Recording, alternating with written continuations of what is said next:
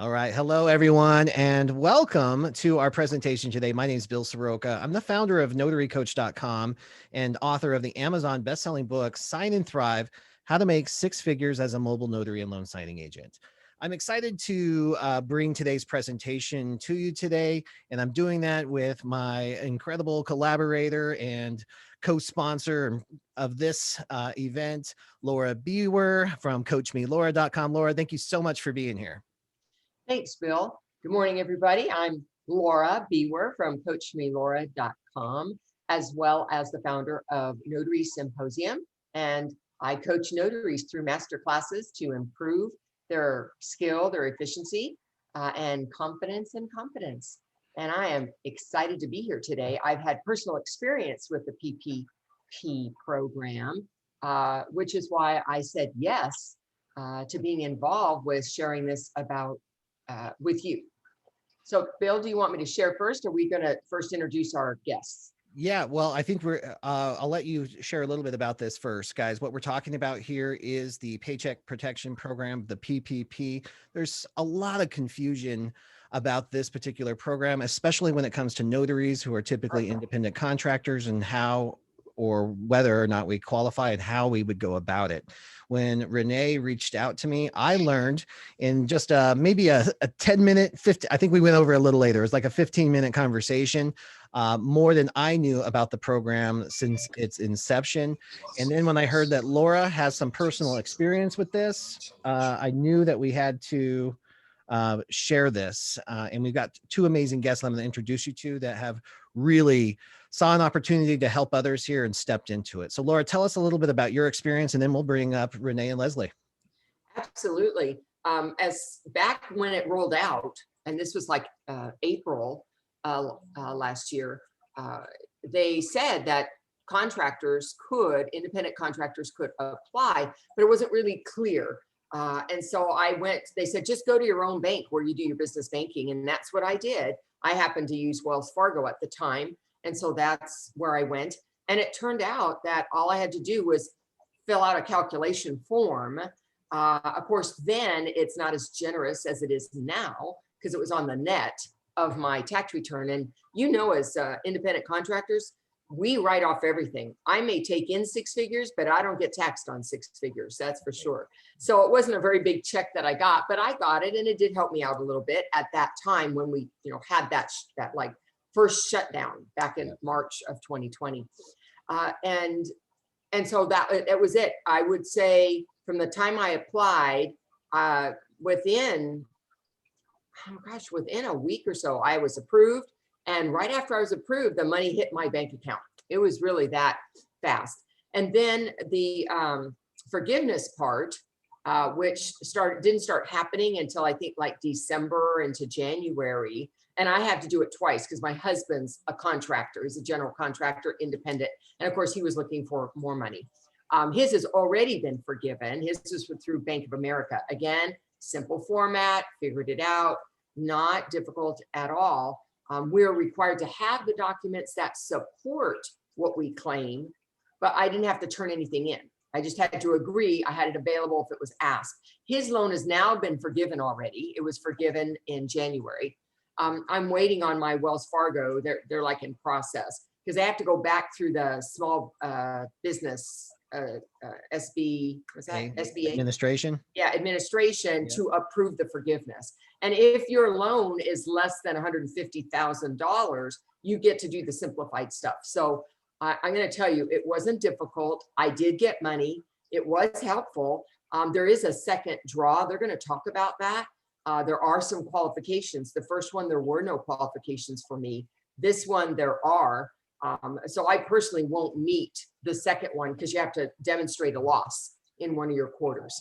So I'll let you talk more details. Yeah, let's let Renae and Leslie talk to share their expertise. Because one of the big challenges I had heard, because peace of mind is a big deal for me. So I don't like to jump through hoops on applications and then have to file paperwork and then waiting for customer service.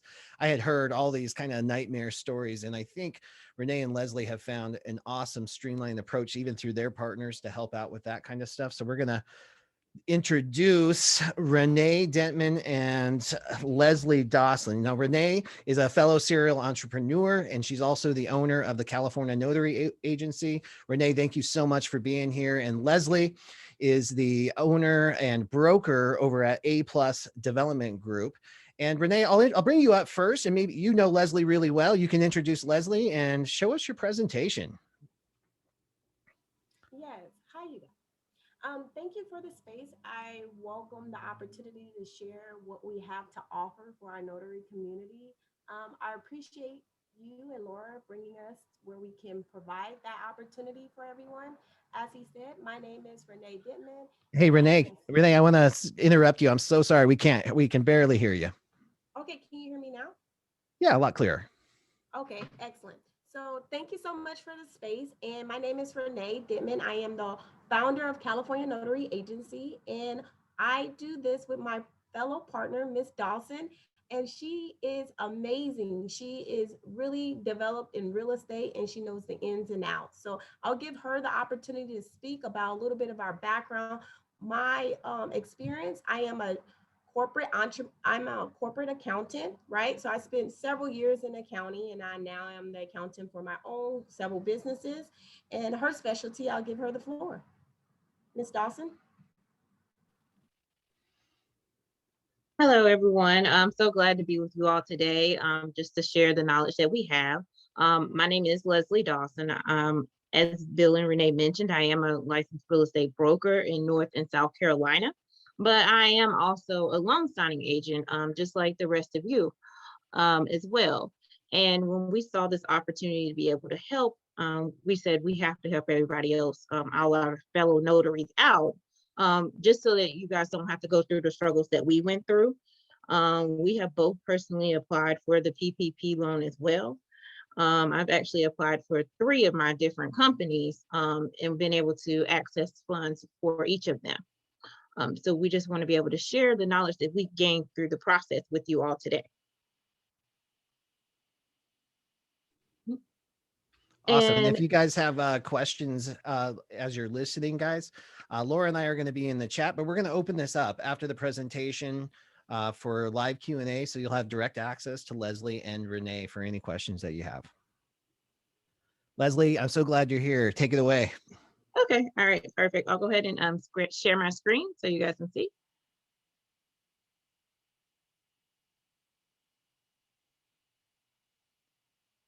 Okay, all right, can you guys all see my screen?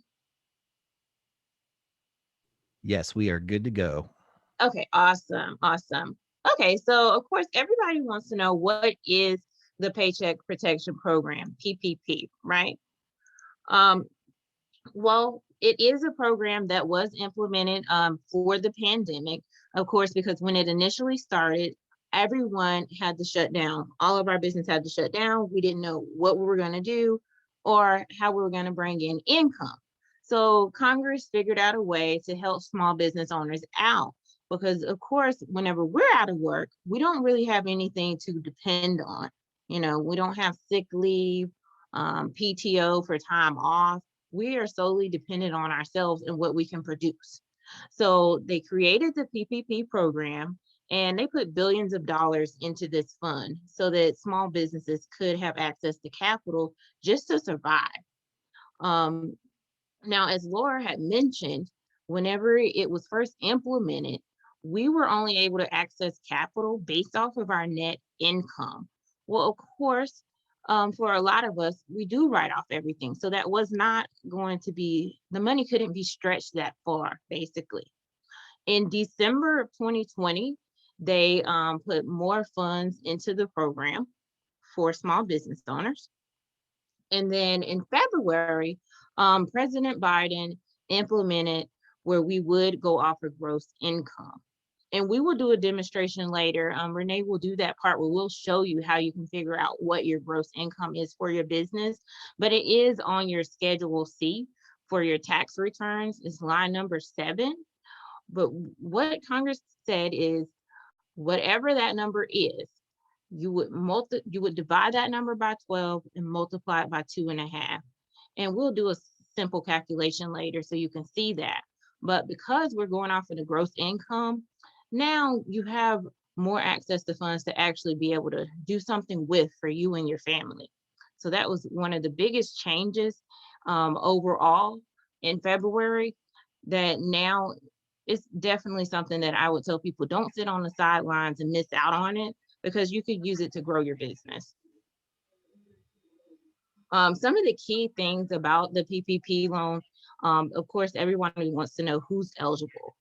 All small businesses are eligible for the program. So that means as long as you generated at least $5,000 in gross revenue for your business in 2019 or 2020, you are eligible to receive these funds.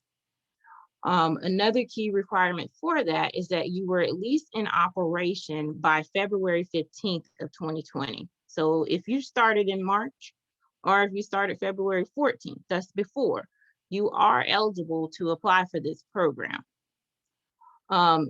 The loan does have a maturity date of 2 years, and it just has a low interest rate of 1%. However, there are multiple ways to have it forgiven and essentially turned into a non-taxable grant for you, as long as you use the funds as they're supposed to be used for and as they're directed. In any loan that has been made after June 5th of 2020, you do have a length of 5 years to be able to pay it off in case any portion was not forgiven. Okay. The loan does cover up to 24 weeks of expenses if you need it to. So what does that mean basically? Say if you get $5,000, you can use that to pay yourself a weekly check from your business if you want to, for up to 24 weeks or for a shorter amount of time. You get to decide what makes sense for you. You don't have to make any payments on the loan during those initial 24 weeks, and up to 10 months after that as well, while you're waiting on the forgiveness. Because I will tell you, some banks will send you out the application for forgiveness right at the end of your 24 weeks, and some will not. So you'll just wait for that email so that you can go ahead and apply for forgiveness at that time. And it is a simple process. It's just one form that you'll fill out and complete it. It takes like 5 or 10 minutes to complete it. Just document everything that you do spend your funds on. There is no credit check for this program, so you don't have to worry about if you're having a low score, because a lot of people's scores dropped during the pandemic because we couldn't pay our bills or anything may have happened to where you have a low credit score. They do not hold that against you for this one. You don't have to personally guarantee it with any collateral as well. So that's really beneficial, because for businesses, there's not really many times when you're able to get a loan without guaranteeing it personally or having some type of collateral to back it up. Okay. So let's talk about who's eligible. Again, as I mentioned, all small businesses are. But sometimes we wonder, well, what if I don't have an LLC and I'm not set up? Well, that's okay. You would just be considered like a sole proprietor, right? That means you do not have articles of incorporation for your state. You're just running your business under your personal name and receiving your payments under your social, right? If that is the case, you're a sole proprietor. I'm sorry, go ahead. Oh, okay. Sorry, I'll take care of that. You go ahead. Okay. So you're running your business as a sole proprietor. That is perfectly okay. As long as you have a Schedule C on your tax return, you are eligible to apply. Okay. Now, for most of us notaries, we are independent contractors. So whenever we do loan signings or whatever service you're performing, typically those vendors will pay you a 1099 if you've earned over $600 with them that year. Okay, that is another thing that also makes you eligible. And lastly, if you're self-employed, meaning you don't receive a 1099, and let's see. So if you don't receive a 1099, but you still are earning income for your business, long as you can document that in some way, like if you're showing deposits into your bank account, if you're using like a payroll system like ADP, some form of documentation where it can be shown, and you filed that on your taxes, then you are eligible. Now, there is the PPP 1 and PPP 2. So I'll talk about that. So with PPP 1, all you have to do is meet those initial requirements, show income on your tax return for your business, and you're eligible to apply. So you can get this pretty much like a grant for your business, and there were no additional requirements. Once you receive PPP 1, you may be eligible for a second draw, which is called PPP 2. Now, the key qualification for this is that you had to show a reduction in income. So for example, I'll use the one that we have on the screen.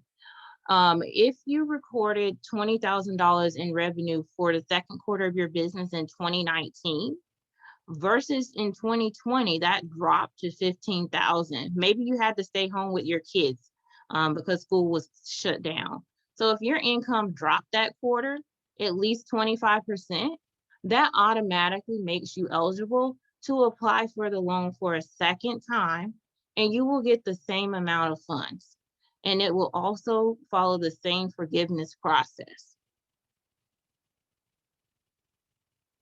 Okay. All right, so let's talk about what it can be used for. At least 60% of the PPP loan must be used to fund payroll and employee benefits costs. So what does that mean for someone who's self-employed like us? That means as long as you use at least 60% of these funds to pay yourself, this loan is forgivable. And if you need to use 100% of it to pay yourself, that is still all forgivable.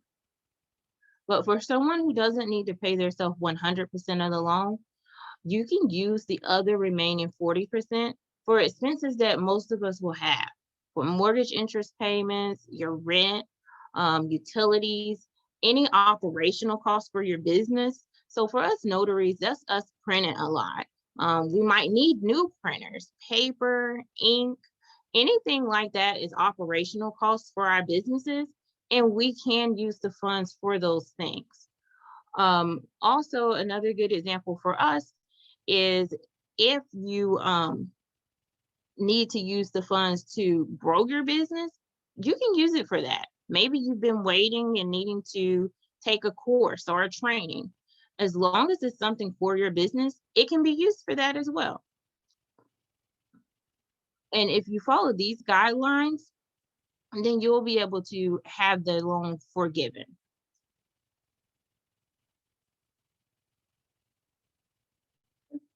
All right, this is just a farther breakdown of what counts as payroll costs. So payroll costs, the way you can show that if it's just you, what we would recommend is that you have the funds deposited into your business account and you write yourself a check directly from your business account to yourself and deposit it in your personal account. That way you have a track record that you did pay yourself with those funds, okay? In regards to how much you're eligible for, they will look at line 7 of your taxes. The most they will consider on that line is 100,000, so it is capped at that. So what that means is if you made $100,000, you would be eligible for a loan amount of $20,833, and that is the max you will be able to receive, even if you made $130,000. They're gonna stop counting at 100,000. That's what that cap is, okay? If you're someone on here and you have more than one business or you have employees for your notary business, they will calculate those as well. That does count in payroll costs. You'll just need to have the documentation to prove that you have those employees. And in that instance, the cap does not, it's not required for you. So you're eligible for more funds if you have W-2 employees for your business.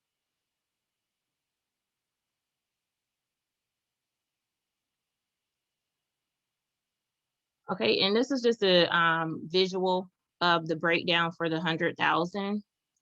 And it's just showing you that if you make 120,000, they would subtract 20,000 from that salary just for the purpose of the PPP. So that would give you the monthly income of the $8,333, which is how they're going to come up with the $20,833 that you would make. And Renee usually does a calculation on a calculator for you later, where you can kind of see how we come up with those numbers. Okay. All right, so how do you apply for the PPP loan itself? You can apply many different ways. So you can go to the SBA's website, and they have a lender match tool on there where you can find a lender that's great for you. You can pick any lender that you would like. Now, we have ourselves partnered with A10 Capital and set up a site specifically for notaries called notaryppp.com. And I'll tell you a little bit about why we decided to do that.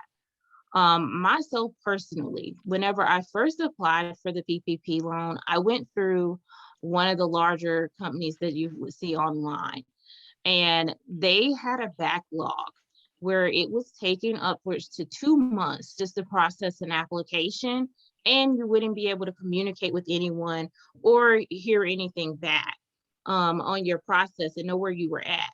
And maybe that's happened to some of you all as well. So with A10 Capital, what we found was we have a direct connection with the owner. We reached out to him because we realized they were getting people processed within as little as 7 to 10 days from start to finish. And we found out that they were willing to partner with us. We explained that we were notaries. We had plenty of other notaries who we know could benefit from this service and possibly did not have access to be able to get your questions answered or know where to go. So what they've been able to do is streamline the process. So whenever you apply, we have access to be able to see where your documents are, what you're missing. We can call you and let you know, okay, hey, this is all that we need. Let's help you get it uploaded into the system, and then we can get your application processed so that you're not left in the dark wondering what's going on. Because right now, definitely, you don't want to be stuck because they're projecting that we only have about 20 days of funding left for people to have access to it. Even though the program has been extended to May 31st, they believe the funds will run out before then. And there's no guarantee that more funds will be put into the program. So we definitely want to create a sense of urgency and let you know to apply as soon as you can, so that you don't miss out on the funds. The documentation that you want to have, which will make your application process go a lot smoother if you already have these items available to you and uploaded on your computer. We definitely recommend, number one, to have your taxes. You need 2019 or 2020. Now, the way you'll decide if you have both of years completed already and filed with the IRS, the way you'll decide which one to use is you're going to want to look at your Schedule C on your tax return. You can use the one that has the highest gross income so that you can get the largest loan amount. That is recommended. Also, you'll want to have 1099s if you had them for your business. You want to have those readily available along with your bank statements. For bank statements, you will need a bank statement, one that's prior to February 15th of 2020. And then you will need a current bank statement as well. That is the account that they will use to deposit the funds into, the one that's on your current bank statement. Now, one of the issues that I've seen people have a lot when it comes to their bank statements that I like to make sure that we address is the name on the bank statement. It needs to match what's on your tax returns. So if on your Schedule C on your tax return, it's your business name, we'll just say Notary PPP, for example. If that's what it says on your Schedule C, then that's what needs to also be on your bank statement. They are getting really picky about that at the SBA just because there was a lot of fraud in the spring whenever people applied last year. So they do want that to match. If on your Schedule C it's just your name, then it's okay if you use your personal bank account and it has your name on it. Everything just needs to match so that your application doesn't get flagged.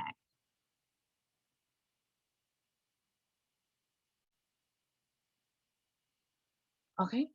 This just talks a little bit more again, just about the things that you can use it for, and that you'll want to know that you've used the funds for this so that you can apply for forgiveness at the end of the 24 weeks. Again, that's just payroll, your rent, your utilities, and your operation expenses. As long as you keep it in those guidelines, you will be able to have this loan forgiven.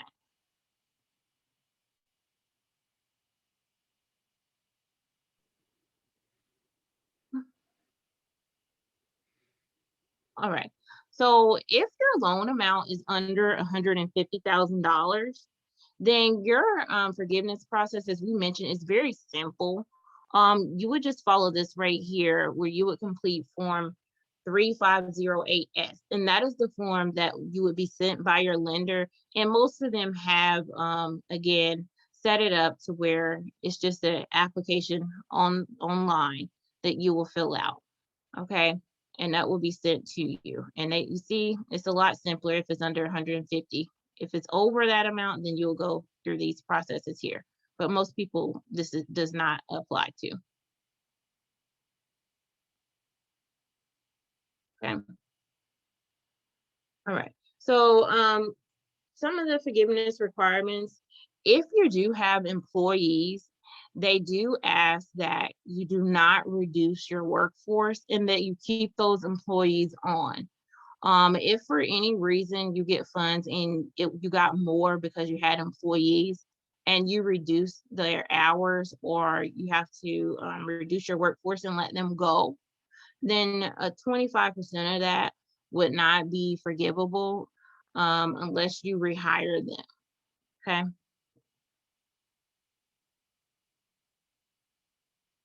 All right.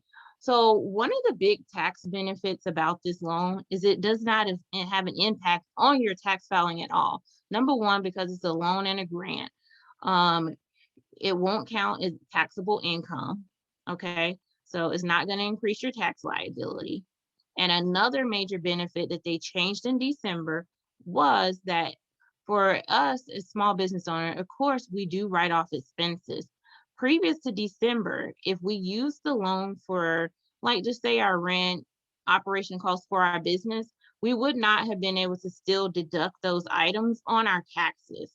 As of December, they did change it. You can use the loan for all of those things and still get the benefits of the deductions and still file them. So it virtually has no impact on your taxes at all.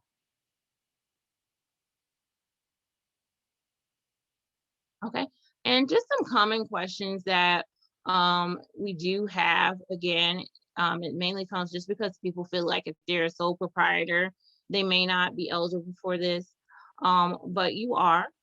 Um, and it is going to be calculated off of your net profit and divided by 12 and then multiplied by 2.5. So they try to give you at least 2.5 months of income to operate with. So don't let that be a reason that you don't apply just because it's just you're eligible. Okay. Um, can you apply with more than one lender? The simple answer to that is yes, you can. You can apply with more than one lender. However, just keep in mind, if you do that, the lender that you would have to go with is the one who approves you first, because once you're approved, you're assigned a number by the SBA. Okay. And that number is called a PLP number. Once that's been assigned to you, you'll want to withdraw any other application that you have with someone else. At this time, even though you can apply with another lender, I just would not recommend it because we only have a few weeks left and you don't want to do anything that may delay your process any longer than it has to be.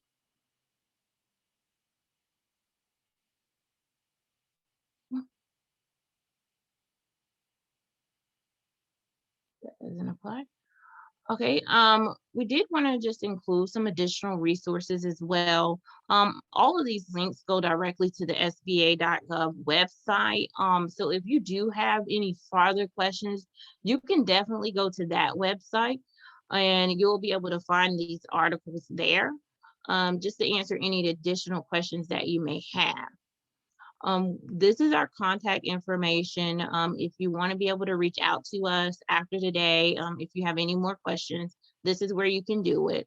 We are holding weekly Zooms on Monday nights and over the weekend to walk people through this application process step by step, just in case you have questions or need help. You'll be able to find the registration links on our website. We'll have drop-in office hours as well that you'll be able to find there, just so that we can help you. Awesome. All right. I love that you guys take such a hands-on approach to this, because I think that's the most intimidating factor, is understanding the government lingo and filing these applications and understanding the process. Love that. Now, we do have some great questions. You guys have time for some Q&A? Can I just step in real quick just to show my screen? Please I'll do, walk you Renae. through, like, the second part of the presentation real quick. Yeah, can you get a little closer to the mic for us? Can you hear me now? Yeah, so much better. Thank you. All right, excellent. I'm going to share my screen and just walk you through some of the calculations, okay? So to apply, you will go to notaryppp.com. It was in the chat, and this is what the screen looks like, okay? For the website, right? You would click the button that says apply, and then it will take you to the next page. From that point on, this is the landing page. We will be your loan originators, and you just press apply, okay? This will set up a portal for you, and you will have to just put, if it's your first loan, you put first, and then if you're going back in, you put second. If it's your second, you put your name, and then you just put a password, okay? I can do that step if you would like. But secondly, I just want to emphasize on what are the expenses. This is pay time off, relief, things to that nature, and non-expensive utilities, rent, um, depending on what particular, if it's your home office, and certain things to that level. All right, next thing I wanted to show people, got a little bit confused with Schedule C. So it's very critical when you fill out this application, what you put. Whatever's on your Schedule C, your tax preparer, your CPA, you did it yourself. If there's a spot right here that says your name, Renae Dentman. If that is a space right here, that's how you're going to have to apply for this application or any PPP application. If there's your business name is in section C, if it is, then you put ABC company. And that's how you would apply your application, okay? So that's just clarification. Then when you go to part 1, section 7, line 7, this is the full amount, okay? The full amount will be literally of your gross on line 7, okay? For those of you who have not seen a Schedule C or not familiar. A Schedule C is just an addendum to your 1040, okay? 1040 is the main tax. It's a 2-page and the Schedule C is 2. All right, so let's just go into, this is what the form looks like. A 1-page form that was previously provided by the SBA. Like Ms. Dawson said, each lender has its own, but the SBA does have a sample form of what that looks like, right? You just fill out the first page and then that is it, okay? How did you use the total amount of that loan, okay? So I wanted to go to the calculator real quick, okay? So just for example, here is a $50,000 I made for being a notary, 50,000. You would divide that number by 12. The SBA is saying on average, you make about $4,166. You would times that, if it's your first application, you times that by 2.5. You'll be eligible for a $10,000 loan approximately, okay? If you're doing your second and you get approved for the second draw, okay, the same equation would happen with the same taxes, right? I made $50,000, right? You would divide that by 12. Now they give you a little bit more, okay? Okay, and then you just divide that by, I'm sorry, you times that. Let's delete that. Where is it? You, okay, so you have that, okay? Press equal, and then you times that by 3.5. All right, you'll be eligible for the second draw, which is $14,000, okay?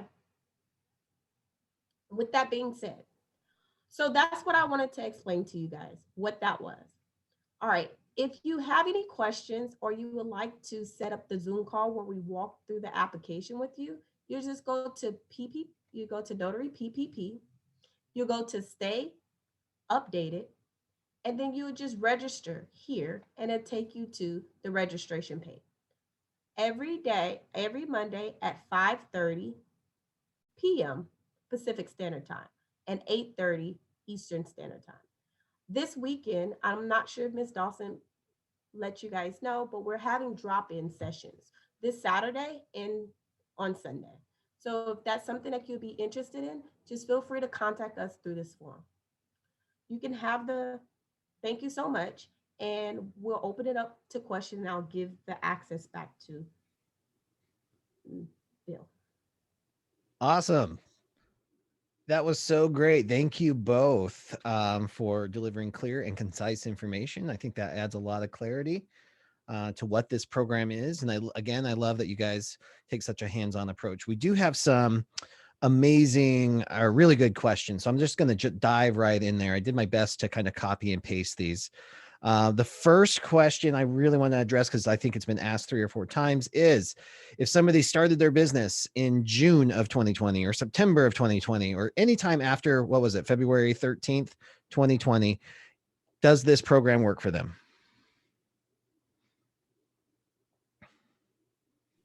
Renae and Leslie, do you want to? Yes, I'm unmute sorry, I and- had to unmute. That's okay. At this time, no. Now they do keep changing things as time goes on, so maybe in the future, possibly. But it did have to be prior to February 15th of 2020. Perfect. Thank you so much. And then what if you've been receiving unemployment during 2020? Will it affect applying for the PPP? No, you can receive unemployment and still apply. So I'll give you an example. So if you filed unemployment for 2020, that typically would probably mean that your income was less than it was in 2019. So all you would do in that instance is use your 2019 taxes. Beautiful. Then this person says I was part-time notary in early 2020. And then in October, I was laid off and became full-time. Just based on that limited information, would she be eligible? If by early 2020 she was active before February, then yes. Beautiful. Great. And then would this loan be considered a personal loan, like using your social security number, or a business loan using your EIN? It is a business loan, but if you earned your income and filed it under your EIN, then the loan is going to go under your EIN because that's what you put on the application. But if you've been earning income and filing it under your social, it's still a business loan, but it will be tied to your social. Awesome. And if you are required to have tax returns as a small business, are you required to have a tax return as a small business owner to qualify for this?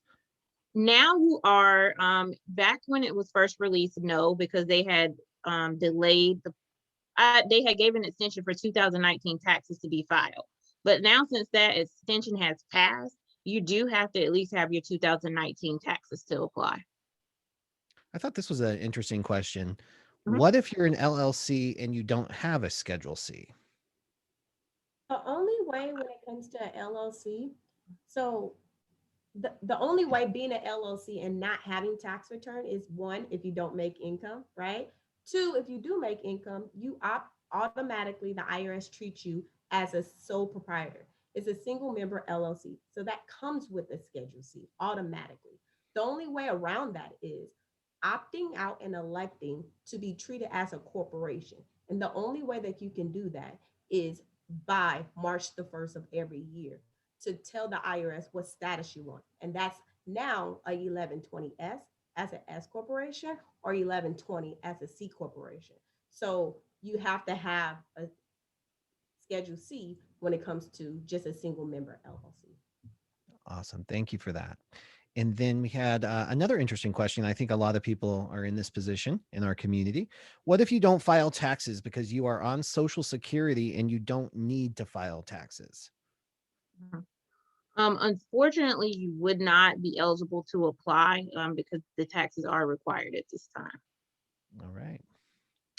And then this is great too. I applied for a PPP loan and I received notice that there are no local lenders that are interested in processing a loan for me at this time. Should I abandon that earlier application? And do you think I could work with you guys? Yes, my recommendation for that would be to withdraw that application if they don't have a lender for you. And yes, you can go with us. For us, there is no requirement on where you're located at. You can be anywhere in the US and apply. That's wonderful. And I keep seeing some questions about the full-time, part-time theme. Does that have any bearing or factor in this as long as the minimum income requirement has been met? No, as long as the minimum income of $5,000 gross for the year has been met, it does not matter whether you are part-time or full-time. Beautiful. I heard that the qualifications to apply for the second one, you must show a reduction, but what if it's the first time you're applying? If Does there it's have the to be very, any- I'm sorry, oh, go I'm ahead. sorry, go ahead. Yeah, I was going to say, does there have to be any negative impact? No, for the very first PPP loan, there does not have to be any negative impact at all. Everyone is eligible for that long as you meet the minimum gross income. And we've got a couple of questions about the fees to apply for this. Do you guys charge a fee for this service? Is there any cost to an applicant? I'll take that question. No, it's no fee. And so we do want to be transparent and there's no fee. So we help walk you through the application. If you're having difficulties, we have drop-in hours for today and tomorrow, but also on every Monday, we walk you through the application. So it's the best of both worlds. Love that. And we'll go, I think we might have a couple more great questions here, but from the chat, and I thought this was important. I saw a slide for it too. If somebody has received one of the SBA loans from some of those other programs, can they still apply for the PPP? Yes, they can still apply. I would definitely say if that's you, if you received an EIDL loan, definitely reach out to us directly because that's going to be a question more suited directly for the lender so they can take a look at your specific situation.